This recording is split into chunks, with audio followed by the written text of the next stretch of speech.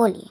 साहित्य: एक मोठा कांदा, 2 शिल्या पोळ्या, मीठ चवीनुसार, पाव चमचा हळद, 1 बारीक चिरलेली हिरवी मिरची, 2 चमचे तेल, 5 कढीपत्ता पाने, बारीक चिरलेली कोथिंबीर.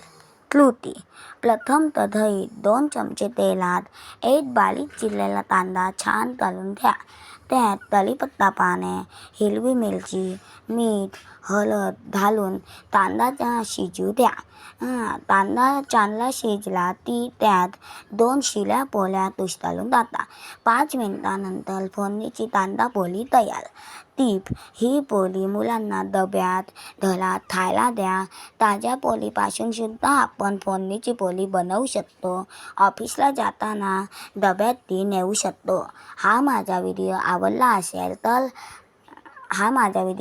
असेल तर मला जरूर सबस्क्राईब करा, शेअर करा आणि लाईक करा. धन्यवाद.